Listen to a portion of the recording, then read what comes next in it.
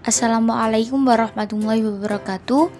Kami dari kelompok 10 dengan anggota Widya Aulia Rahmadani NIM 12630520243 dan Laili Fitroh Hanafiah NIM 12635202050. Kami di sini akan menjelaskan tentang kontrastif konsonan dan vokal antara bahasa Arab dan bahasa Indonesia.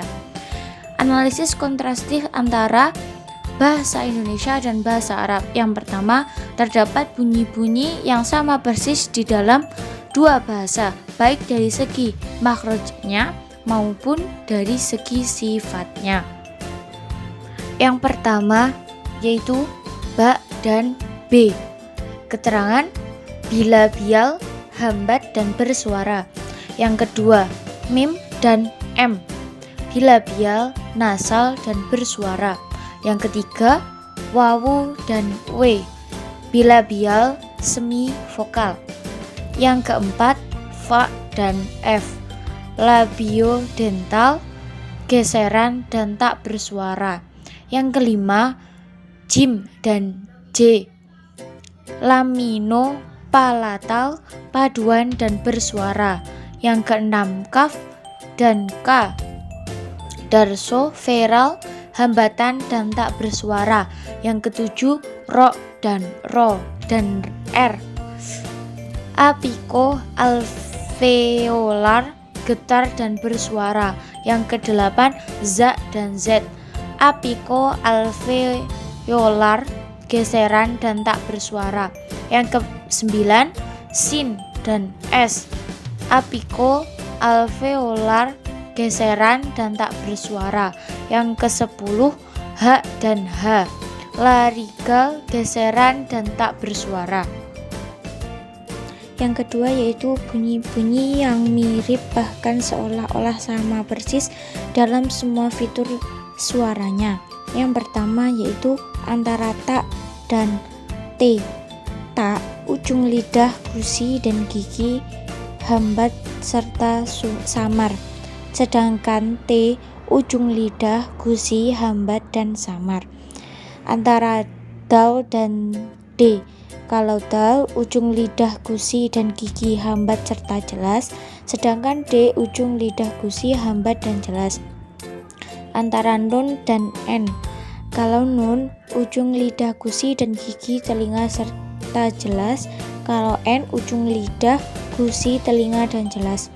Antara lam dan L, ujung lidah, gusi, samping dan jelas. Kalau L, ujung lidah, gusi, samping dan jelas.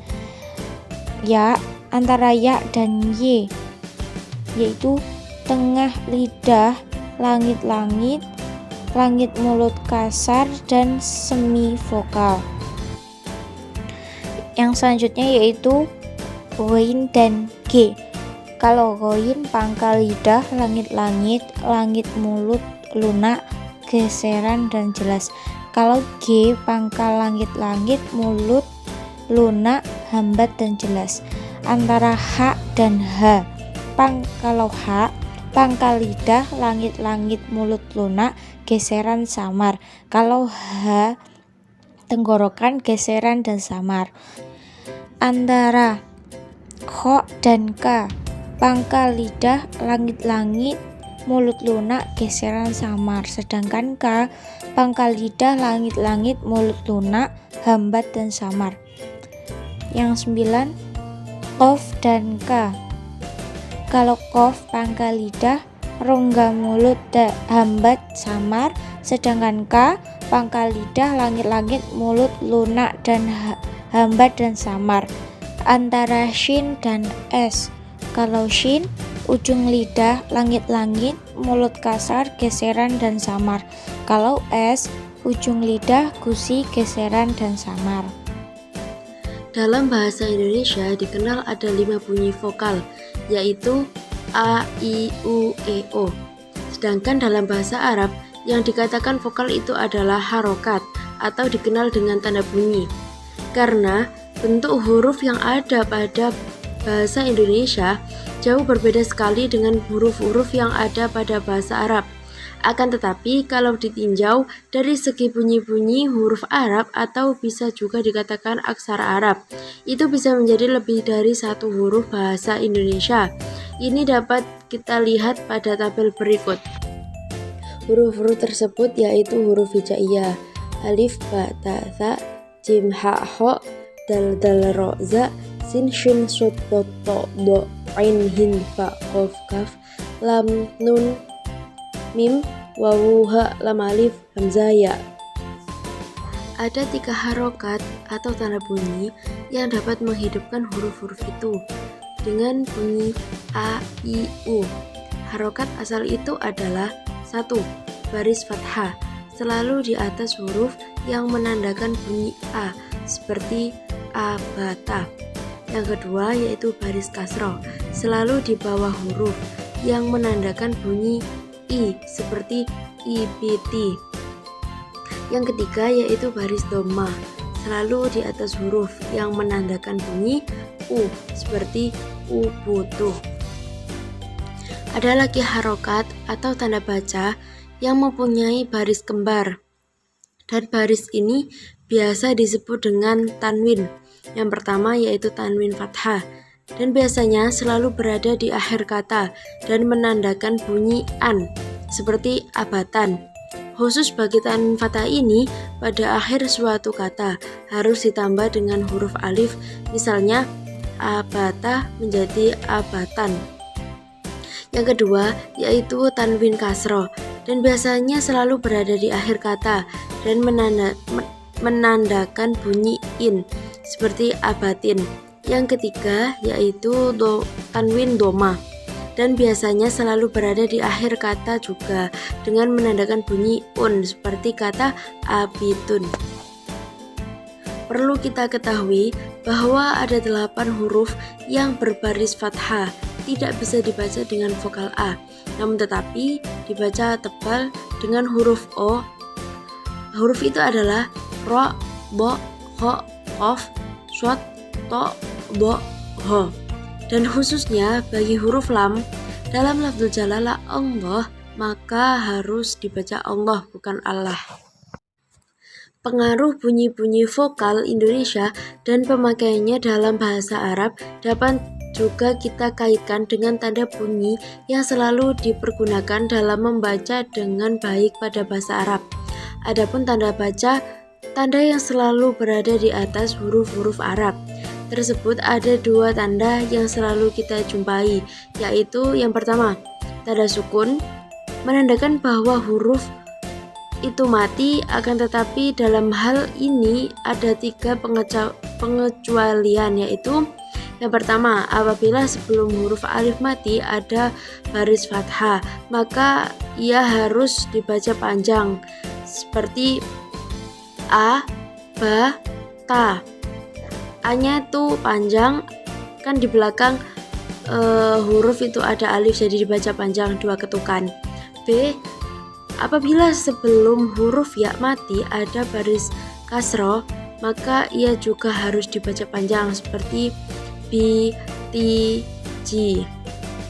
Yang C, apabila sebelum huruf wawu mati ada baris dhamma, maka ia harus dibaca panjang juga, seperti hu, du, dan ju.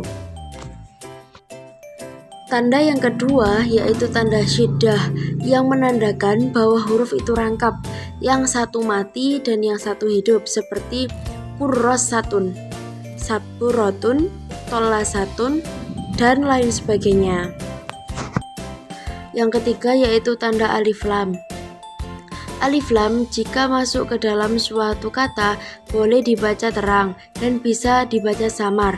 Alif lam biasanya selalu berada di depan kata. Ia dibaca terang apabila masuk ke dalam kata yang huruf awalnya terdiri dari huruf-huruf sebagai berikut: alif, ba, ho, ha, jim, kaf, wawu, huin, fa, ain, qaf, ya, mim, dan ha. Seperti al-faslu yang berarti kelas, al-baitu artinya rumah, dan al-jidaru artinya tembok, dan sebagainya. Alif lam Jika dibaca samar atau dimasukkan kepada huruf awal dan biasanya diberi tanda syiddah. Dan kemudian bila ia bertemu dengan huruf-huruf sebagai berikut. To, sa, shot, ro, ta, bo, dal, nun, zal, sin, bot, za, shin, dan lam. Seperti at-tilmidu, artinya murid, as-sahatu, halaman, ad-diwanu, kantor, dan lain sebagainya. Dan yang terakhir yaitu tanda hamzah. Biasanya tanda hamzah yang kita temui pada bacaan-bacaan bahasa Arab, tanda hamzah ditaruh dekat dengan tanda alif yang secara mandiri sama sekali tidak mempunyai arti bunyi, bila tugasnya adalah menggiring salah satu bunyi vokal yang telah disebutkan di atas. Dalam hal ini, tanda hamzah menyatakan peranan penghembusan nafas, gerak dada yang diperlukan untuk dapat menghasilkan bunyi vokal tersebut. Hamzah adalah pelemahan ain, sebagaimana bentuk huruf ain terpotong. Hamzah dapat diletakkan antara huruf alif dan vokal yang bersangkutan, jadi pada baris fathah dan baris dhamma tempatnya di atas alif, dan pada baris kasroh tempatnya di bawah alif. Jadi bunyi-bunyi vokal terjadi pada tanda hamzah. Dia harus diikuti dengan bunyi-bunyi vokal yang bermana garis di atas, garis di bawah, serta garis di depan menurut tempat vokal itu dibentuk dalam mulut, bukan menurut tempat yang didudukinya terhadap konsonan. Contohnya dapat kita lihat sebagai berikut. Akramu, mulia, uskut, diam, dan imamu, pemimpin, dan lain-lainnya.